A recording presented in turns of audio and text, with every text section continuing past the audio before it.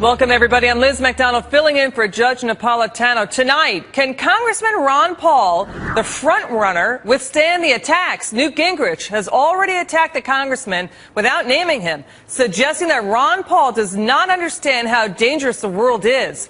But Congresswoman Michelle Bachmann was far more direct in her own attack. Take a listen to this. Ron Paul would make a very dangerous president. Ron Paul would wait until the United States had a city that was taken out by a nuclear weapon. All right, our first guest believes Congressman Ron Paul's foreign policy positions are misunderstood and misrepresented by the media. He's Doug Weed. He's presidential historian and senior advisor to the Ron Paul campaign. So, sir, how has he been misrepresented in the media? Well, that clip you just ran is a good example. Ron Paul is in favor of the Constitution. He's not against war.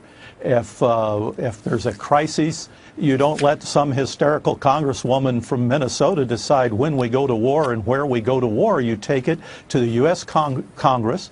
There's nothing extreme about that. There's nothing dangerous about the U.S. Congress or the American Constitution. I hear what you're saying. What you're saying you bring it there, you declare the war, what you're saying you get is important. in, Hang on, fight just it, stay you with get me. out. Hang on one second. But Ron Paul has also said terrorists attacked the United States because we've been in the Middle East, because of, he said also 9/11 would bring glee in the Bush administration as a pretext to invading Iraq. Take a listen to this quote that we've got from somebody who's not in the GOP party. Rather, it is. It's from Mr. Wolfowitz. He said, "We can now remove almost all of our forces from Saudi Arabia. Their presence there over the last 12 years has been a source of enormous difficulty for a friendly government. It's been a huge recruiting device for al-Qaeda. In fact, if you look at bin Laden, one of his principal grievances was the presence of so-called crusader forces on the Holy Land, Mecca and Medina." What do you make of that quote? Well, a lot of people agree with that. And in 1953, Ron Paul points out, we went into the Middle East and we threw out a democratically elected prime minister of Iran.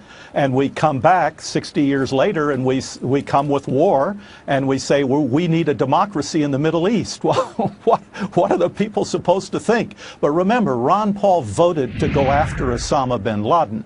And Ron Paul was the only public figure who defended Israel when she took out those nuclear reactors in Iraq. He's not against force and he's not against war. He's in favor of the American Constitution and allowing Congress to deliberate when we should go to war, because there's unintended consequences to these wars. We need to think them through before we fire the gun.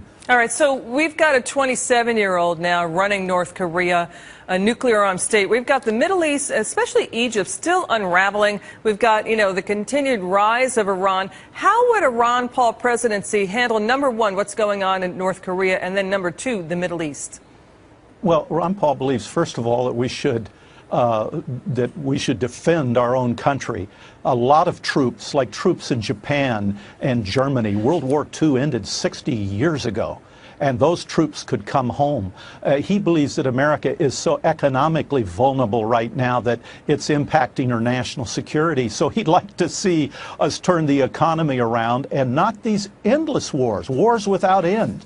I mean, there are candidates for president who think we should invade Somalia because al-Qaeda's there, or Nigeria. You look at Egypt, and you mentioned Egypt, and that's a good example of unintended consequences that Dr. Paul talks about. There are 13 million Christians in Egypt, including the large Coptic Christian community, that could be slaughtered now with a change of government there, with the Muslim Brotherhood taking over with Sharia law. And you look back on the war in Iraq, after we've left Iraq now, the Christian community's been wiped out. A church 1,000 years old in Mosul has been bombed and destroyed. You used to work for. I'm sorry. Hang on. You used to work for. Hang on. You used to work for George W. Bush. That's interesting comments that you make now about the Iraq War. How do you square that?